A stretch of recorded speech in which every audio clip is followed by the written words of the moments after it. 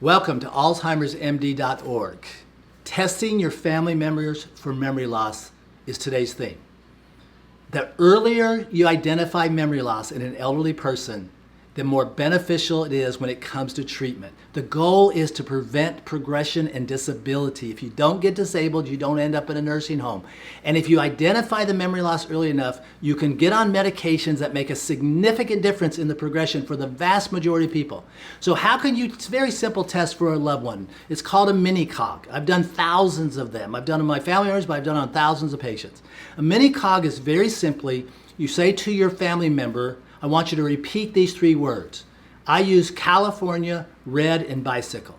After they repeat them, then you want to distract them for about a minute and ask them to try to remember them after a minute.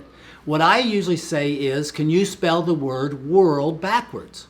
If it takes them a whole minute, then I go right back to what are those three words. If they do it quickly, then I go to what is called a digit span. And I say, would you repeat these numbers forward and backwards? And I give them 5 numbers. Then usually that takes about a minute, and I say, do you remember those 3 words? Okay. If they remember all 3 words, they do not meet the criteria to start medication. Now I think in the future we'll be starting people with risk factors, but right now that's the criteria I use. If they remember 2 out of the 3 words, then we do another test I'll talk about in a second. If they only remember 1 out of 3 words, they have a positive test, which means they have early, progressive memory loss that's going to lead to disability without treatment if they live long enough.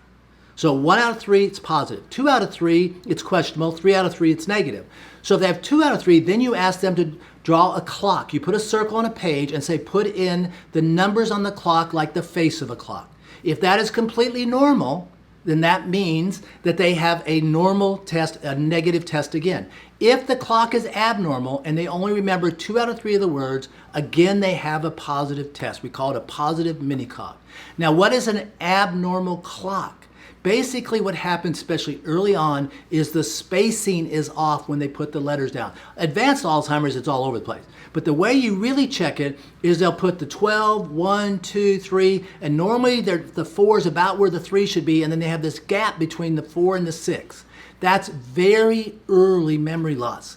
The reason this is so important is because the earlier you start the medicine, remember the medicines work on living cells. The reason the memory is gone is the cells have died. So the more living cells you have, the more beneficial the medicines are. And that's when you start boosting the neural circuits, as you can learn in the Alzheimer's journey. Thank you for tuning in to Alzheimer'sMD.org, where we teach you how to prevent Alzheimer's disease, slow down the memory loss, and also take care of a loved one with advanced disease.